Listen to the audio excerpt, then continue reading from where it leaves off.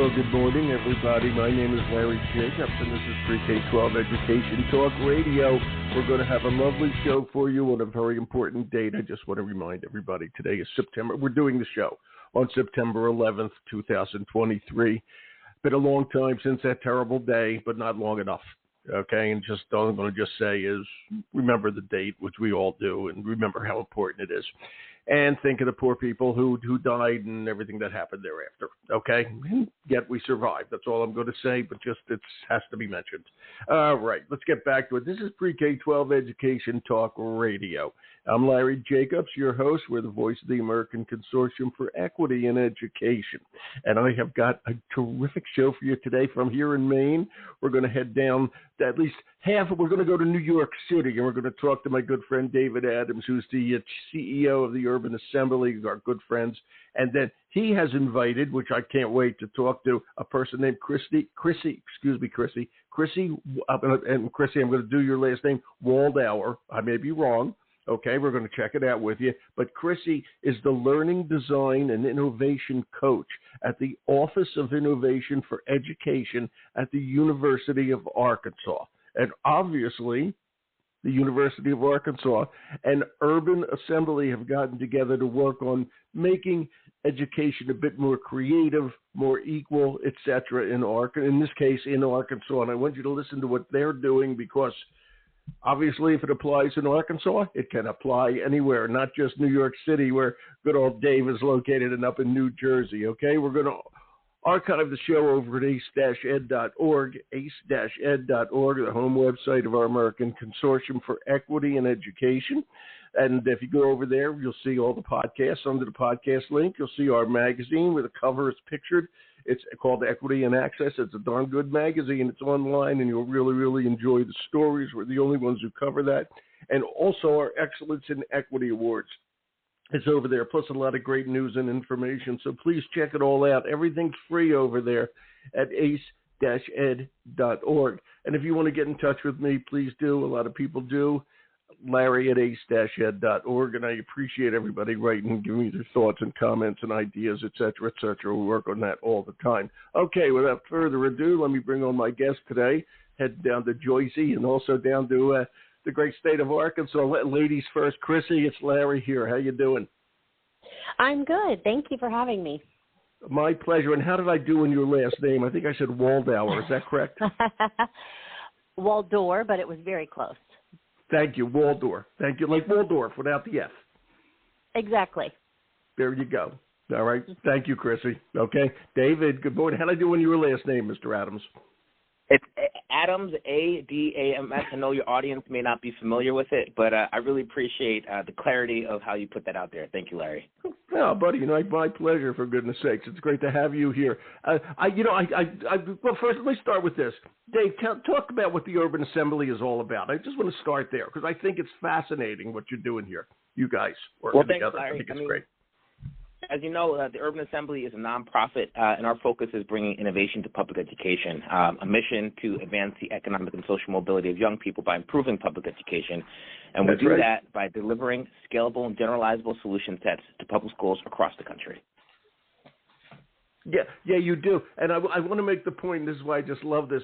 The name of the group, your company is fabulous, a nonprofit, the Urban Assembly, okay? And I would not describe, although I love it down there, I would not describe Arkansas as the most urban state in America. Is that okay, Chrissy? It's not the most urban state. That's pretty accurate, Larry. Yeah, okay. And it's like where I live in Maine. It's mostly rural forest down there. It's farmland, et cetera, et cetera. And I love the fact that the Urban Assembly, because we've always said, Dave, that you guys can work and do the great work you do and consult the schools and school districts, et cetera, all over the country. And I'm just so thrilled that we're showing off how it's working in Arkansas today. I think it's just going to be great. Okay, just going to be great. All right? So without further ado, yeah, you're welcome, buddy. Okay, Chrissy, I want you to tell me about, and I have it linked here, let me get this straight, the Office of Innovation for Education at the University of Arkansas, correct? Correct. Tell us about it. And tell us a little bit about yourself, too, because you were a teacher and all that sort of stuff. You got a great job. Sure. Wow. Thank you. Yeah, so I was a teacher for 7 years in a classroom in rural Oklahoma. And post-COVID, I was actually really inspired during COVID to just branch out of the traditional education mode and see what I could do that made kids want to be engaged again. And I just enjoyed it so much. I really wanted a bigger challenge. And so I started some research. I'm an alumni from the university, so I was researching over here and found this office, and my job happened to be available. Wow. And I applied and thought, this is like serendipitous and the perfect opportunity for me to make a greater impact. And so I came over. And much like you, when I first started, I thought, what does this mean? Like, what can this office possibly do? And I've been here about 3 years now and really learned what we do. So we're actually grant funded through the Arkansas Department of Education, and then we're housed at the University of Arkansas. So we really live between the research institution and the department and kind of serve both. And so through that, we support public schools, charter schools, any school that wants help in the state of Arkansas to really try to be more student-focused in their learning and in design and innovation. And I love it. It's a great opportunity. Oh, it's fantastic, and also not only do so much for so many people, it's fabulous, and also to do it at your alumni school is great. It's always great to be in a college campus. It really is. How did you find the Urban Assembly? Well, we do an innovation rally every year. David's usually in hiding, so I had to ask that question. Yeah. Yeah. He was hard to track down. That's true. No, we do an innovation rally every year. It's an innovation for education rally where we try to bring in partners from the outside that are doing innovative work to inspire Arkansans. And then we also try to highlight the innovation going on inside the state in our schools. And last year's theme was on resiliency. Nice. And of course, like every great researcher, I go to Google and I type in resiliency in education. And who pops up but David Adams in the Resilient Scholars Program? That's great. That's great. Okay, and the rest, as they say, is history? Yes. We actually, my partner in crime and I Zoomed with him and just fell in love with his face and his personality via Zoom and brought him down, and he knocked our socks off. I mean, people are still talking about what they saw at our rally at Dave's workshop, so it was fabulous. Dave, what did you do with the workshop at Waldhoer? Come on, Dave. What did you do with the workshop? So the more important thing is that when I got to Arkansas, Chrissy and her husband and her colleague took me out to dinner. And I have a thing when I go to a place, I really want to know the place. And Chrissy's like, I got you, David. We're going to go out. We're going to talk about Arkansas. I'm going to show you. I'm going to make sure you understand where you're working so that you can connect to our audience. I just want to give you a shout out there, Chrissy, because I really appreciate you taking me out that day. What'd she take you out for? What kind of food was it? Ribs? Come on. We had catfish. Do you remember, Chrissy? Yeah, it was Krabby's. It's it's kind of some eclectic seafoodish. I don't know, in Arkansas, we tried, in our defense, we tried to take them to like a real authentic steakhouse in Bentonville, and then we show up and it was closed. So we had to kind of second chance it there, but. Yeah, Bentonville's a cool town, by the way. Yeah, Bentonville's cool. But wait a minute, where are you? Did you fly into Little Rock? Where Chrissy, where are you located? Is the university at Bentonville? No, we're in Fayetteville, so we're about 30 minutes south of Bentonville. I didn't know that. But we move our innovation rally every year because we really try to meet each part of the state where they are. So, not everyone's traveling 5 hours across the state each year. So last year it was in Rogers, Arkansas, which is in between Bentonville and Fayetteville. And we actually had an airport 15 minutes away, so Dave was able to fly in to there. Yeah, and that's Central Arkansas, right? That's the new airport, isn't it? We're northwest. Northwest, okay. So what's the name of the airport down there? XNA. I think it's called Springdale Airport, maybe. I don't know. Okay. I don't know, because I know it's service. That's where Walmart is and all that sort of stuff. It's a cool little place, and they have that great art museum, et cetera. I think it's really cool. And Dave, I'm sure you enjoyed your dinner, did you not? I enjoyed the dinner. I enjoyed the company. I enjoyed the opportunity to sit down and break bread with folks who are also working to improve public education by bringing innovation to the space. So it's been a great dinner, and it's been a great relationship. Yeah, and now, Dave, back to my question. What did you say that got them all excited? I know you. What did you say? Yeah, it's a great question. So we talked about the future of learning, artificial intelligence. We talked about the skills and the human skills that folks will need to be successful, and in order to think about what learning is going to look like in 5 and 10 years. And then we talked about in the workshop how to create experiences in the classroom, learning experiences in the classroom that activate different kind of cognitive, social, and emotional, and technology skills, so that students are better integrating these things into one outcome, right, which is a student who can be, know, and do. A student who can be a learner, understand how to do things effectively. They can know about themselves and the future and their culture, and then they can do things for their employees, for their community, and for themselves. And that was the keynote, and that was the workshop. And since then, we've been thinking about what that looks like at scale, as you know, and how to support schools across the country in executing those ideas. Exactly, and let's focus on Arkansas here. Chrissy, hearing all that and working at the university, funded by the state, working at the university. When you hear that, Chrissy, now you have to put that, and it's great stuff. It really is, and Dave's a good friend here, and what the work Urban Assembly does. By the way, urbanassembly.org. Okay, the work they do is fantastic, but I don't want to come out the wrong way. It's easy to talk those things. We kind of all know these things need to happen, but to make it really work, okay, it's something else. In public schools, which are a bureaucracy. Chrissy, when you heard all this and got your team around you, etc., what was the next step? The next step is really considering what does that look like in each school. Much like we talk about personalizing learning for our learners, we also have to personalize our support for the schools, because each school is living in a different demographic. They've got different funding coming in. And so that's really kind of where we take it. After the rally, we try to reach out to those schools that attended and really ask, like, what do you need this year? What does your year look like? What are those areas of support where you're going to need help? And then we look for the resources, and we look for the opportunities for us to come in and coach them through to really try to support them in any way they need it. So, yeah, and kind of depends. Yeah, what were some of the ways they needed? What did you need to do? How's that come to fruition? They just pick a school, any school you want. Yeah, grade, whatever. Just tell them. Yeah, any school. Yeah, gosh. So our office does a lot. One of the things we do is we support and designate schools of innovation.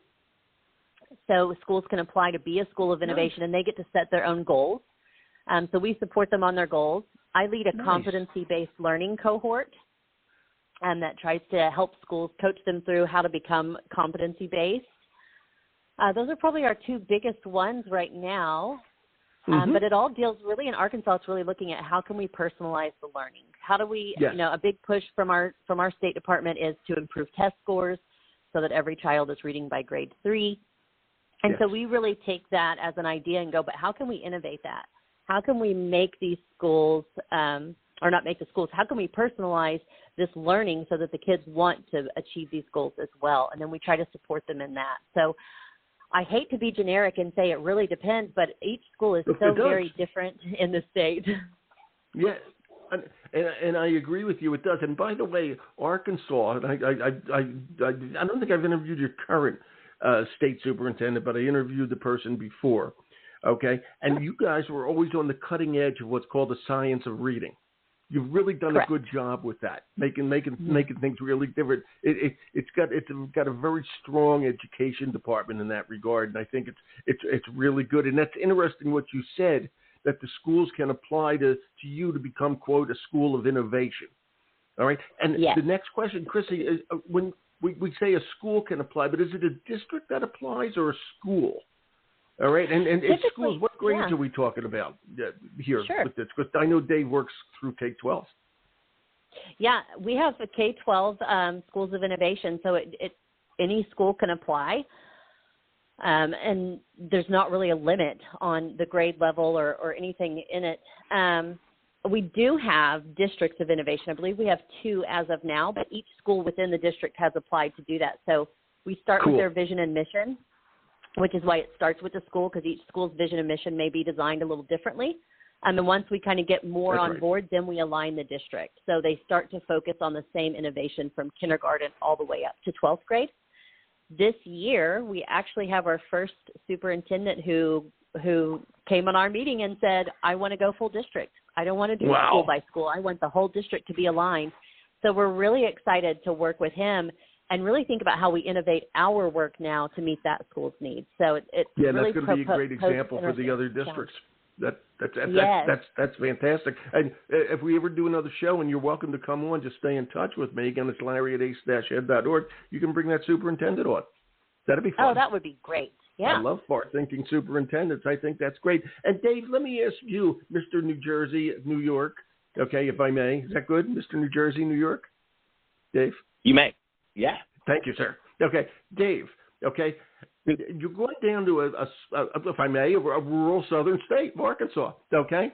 And, got big cities, Little Rock, all that sort of stuff, all right? But it's pretty urban. It's pretty different from New York, okay? What is the urban assemblies, you folks, as you go into a different environment, if I may, okay? We're all the same country, but it's a different environment than shall we say, Jersey City, okay? Talk to me about that. How do you look at this, and how do you help a school with a totally different environment? Frankly, it would be like you guys coming to where I live in Cornish, Maine, a little town here in southwestern Maine. Okay, it's different. What as you go in, what do you see? What do you do? How do you make it work? Dave, it's a great question. First, Larry, I'll say that the UA is focused on generalizable challenges in education and how we. Yes, I know that, but I want you to tell everybody. Right? Yeah, so keep going. I appreciate that. Yeah. And so when I started talking to Chrissy, she started talking to me about the same kinds of challenges that we have at the UA in her schools in Arkansas, right? So they have a population of students who they're looking to serve, for whom English is not a first language. Here at the UA, we have a population of students who we're looking to serve in terms of our English as a second language population. And while we are graduating those students 17% higher than New York City public schools, we can always get better in that. And understanding how to integrate those students into the economic and social fabric of New York City is something that Chrissy is also working on in a different context in terms of the population of students, but a similar big idea, right? When I went to Chrissy, she was talking about project-based learning and ensuring that students had the kind of social skills, the kind of interaction skills that they needed so that they can not only participate in project-based learning, but participate in the world of work. And Larry, here at the UA, we hear a lot about post-secondary success. What kind of skills will students need to be successful, not in school, but when we leave school, right? It's not about what your grades are. It's about what they represent for folks down the road in terms of being able to be college, career, and community ready. And so as we talked to me and Chrissy over dinner and other spaces, it turned out that was something that we also had in common in terms of things that we cared about. And last but certainly not least, innovation is solving problems. Innovation is about improving outcomes around common generalizable challenges. And when I talked to Chrissy and she said, David, we do innovation, I said, show me, and she did. And that's when I knew this was going to be a good relationship, because when it comes to innovation in public education, the UA is looking for every partner we can get. That's exactly right. And by the way, I love what you just said about the ESL kids. Of course, Arkansas borders Texas. Texas is one of our border states. They're getting a huge influx of immigrants from Central America, mostly Spanish-speaking people. And, the fact that there's so much, and this is everywhere across the country, but I love the fact that it was brought up. Everybody's facing the same challenges, okay? It's not just New York City. It's everywhere, okay? I talk to districts in rural Iowa who have tremendous ESL populations, rural Dakota, okay, tremendous ESL populations. This is part of education these days. And the fact that we have to recognize that, and the other thing is in this day and age, okay, the social, emotional side of all this. And by the way, Dave, you guys have always been leaders in that, understanding that has to, if you're not good on that side, you're not going to do well in academics. It's just that simple. Okay, if we can get the kids to have confidence in themselves, and I think it was Chrissy you said earlier, resilience. Okay, we get that together, then the rest of it becomes a heck of a lot easier. And I have to say this: if it becomes a lot easier, we have less teachers being frustrated in their job. That they don't leave. Okay, we've got a terrible teacher retention challenge right now. Hopefully that's settling down a little bit. Okay, but it's hard to find new teachers. And the more we can make the kids love learning every day and be innovative in what we are doing, the less teacher retention challenge we're going to have, and the better the kids will grow. That's my speech for today. What do you think, Chrissy? I think spot on. Everything that Dave has mentioned and you've mentioned, we have the same issues in Arkansas right now, and that's exactly what we're trying to do is innovate around them. It's absolutely amazing. I mean, as I said, Arkansas is a smaller rural state, and it's the same challenges that we have. And, it ain't about the problems, everybody. It's about the solutions. And when we start to realize that we have more in common than differences, all of this back and forth, it's all political, needs to change. Okay? The country's pretty much the same. Okay? We're not in constant disagreement. This is good stuff, and we're working on it. There is one, I got to ask one other thing. I have a note here. David wrote me this. Okay? I just got to ask before anything. Dave, you went to New Zealand? You went to New Zealand? I didn't go to New Zealand. Chrissy went to New Zealand. Yes. Oh, wow. Chrissy went to New Zealand? Chrissy didn't get to go to New Zealand. It was the year before I started at the office. My office got to go to New Zealand, and I have been bartering that we should go back to New Zealand to learn some more. So far, it's a long ride, Chrissy. I've been to Australia, but then something must have happened in New Zealand that we got to push in here. What did you learn? This is interesting. It's different from what I thought, but wow. Yeah. Let's hear. So my office actually. Dave, I'm sorry you didn't go to New Zealand. I'm sorry, Dave. Right? Someday you'll go, Mr. Kiwi. Hey, he's on our next trip list when we go to New Zealand. We're going to take Dave. But no, our office partnered and got a grant to go to New Zealand and to learn really about how they learn there. So New Zealand is like ahead of the game in learner-centered experiences, really collaborative learner-centered classrooms. And so my office went and then got to explore, see the classrooms for themselves, really walk through. They had a great leader in Derek Winmouth, who is one of our partners that we work with out of New Zealand. Wow. And he took them around and really just gave them, the opportunity to really see that growth in traditional academic measures. They really do a great job on social and emotional skills and really teaching. I mean, New Zealand was ahead of the game during COVID because they were prepared to go online. They had the forest fires not too long ago and the flooding that went on that shut them down again. And they're ready to go online because their students are very self-disciplined in their learning. The educators are designing their lessons to be ready and actionable as soon as they are, and the students are engaged. And so they're at home, they're working on their own, and they're still progressing, and they're stepping back in school when they're welcome back, and they're ready to keep going and moving on. So it's just a really interesting country. Larry, I got to tell you something. That's so wonderful that state of Arkansas, the university, whoever it was, saw that and was able to send people over there. That's a long ride. That's a long trip. Yeah. As I said, I've been to Australia. Okay, that's the other end of the universe. Okay, it's like going to Mars. All right, and I love it over there. Everybody who goes over there loves it. But the point is, all right, that's a big investment, and to come back with that great information and to start talking about the changes you can make based on somebody else's success. Okay, especially from a different country, is absolutely wonderful. I think I said Arkansas is kind of cutting edge with all this. I really like this. Okay, it's good stuff. And I got to ask you, Dave, when you work with the innovation office and the school districts, how does it actually work? Do you have people down there now, or is it all Zoom meetings, or is it more generic? How's that work? Well, we actually haven't established that deep of a connection yet in terms of our work with Chrissy's office and the Office of Innovation, but I haven't gone out there. That's something that we're looking to develop, right?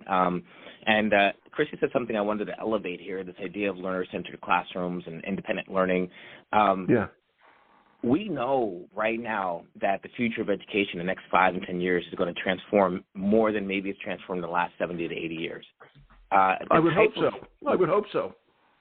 The way that AI is going to empower young people to access knowledge and access thought and access conversation is going to really dramatically shift the role of teachers in the classroom, right? And so this idea of like what kinds of skills and ways of thinking do we need to inculcate now? Because if we're not planning now, right, then we're going to be behind the 8 ball. Then we're going to be sitting around waiting for the revolution to come to us. I want to be the revolution. I want to be the folks who are out in front of the 8 ball, ready to go and start that cue ball into the corner pocket, because our students will then go off and transform society with the ways of being and the ways of thinking that they have. Instead of being afraid of this future, we need to incorporate it, inculcate it, and make sure students are successful. So I just want to elevate that what Chrissy said when we talk about learner-centered classrooms, when we talk about the kind of independent learning that we need to upskill and reskill our workers for. That's the kind of thing that we need to be investing in public education. And that's why me and Chrissy rock with each other. Yeah, and I'll tell you something, we need to invest all that in teacher education. Okay, we can't keep teaching people to be teachers the old way because everything is changing. All right, and I always use the example. I have a BS in education and an MS in education, and these are both Bachelor of Science, Master of Science. But I'm telling you, like everybody else, there was no science involved. Okay, there wasn't any science involved. All right, and we are responsible for teaching people how to live in this future world, which is, by the way, upon us. Okay, and if we don't get it right, we, the educators, and the schools that train educators don't get it right, we're going to be in big trouble. People are scared. Teachers are afraid of AI. It's like was the old days being afraid of a calculator because the kids might cheat in math. No, you use the tools that are given. Okay, that's right. We have to get kids. We have to understand it and teach them to use this responsibly and use it well for everything they need. That's the role of education. And when I hear such good things coming out of the Office of Innovation at the University of Arkansas, Chrissy's office, I mean, it's just fabulous. We just can't. We got to really move forward with the times.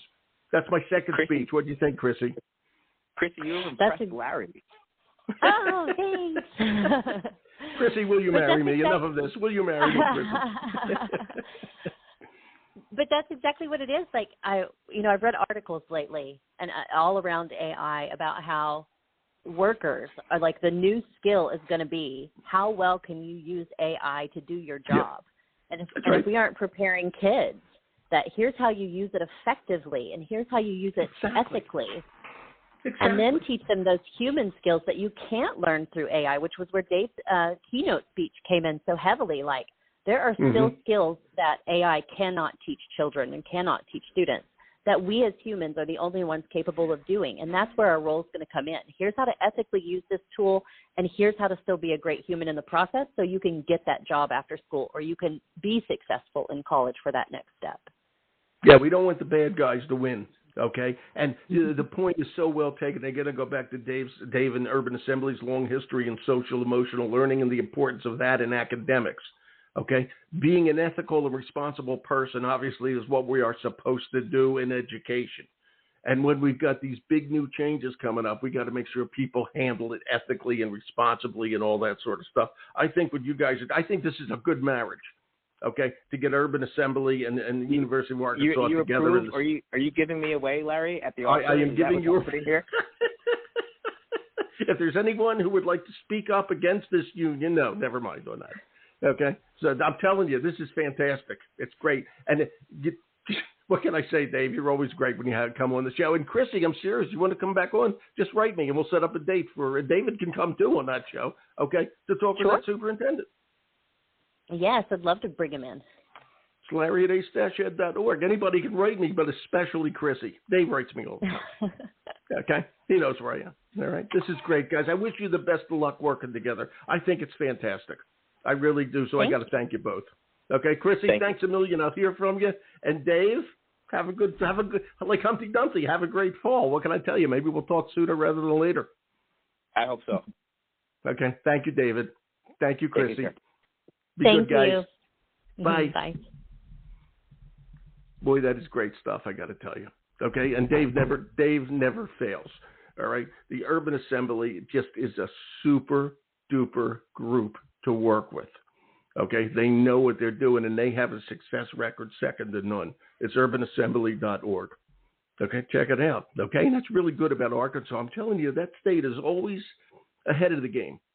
They're ahead of the game, and I know politics getting involved down there. There was some, controversy per se with, she's the governor, but with Governor Huckabee Sanders and critical race theory and all that.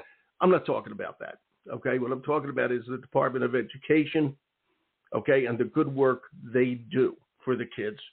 All right, and then they obviously get the grant to Chrissy, and the rest, as they say, is history. So I think it's good stuff. Okay, it's a good state. Okay, we're going to archive over at ace-ed.org. Write me if you want, Larry at ace-ed.org, and thank you for listening.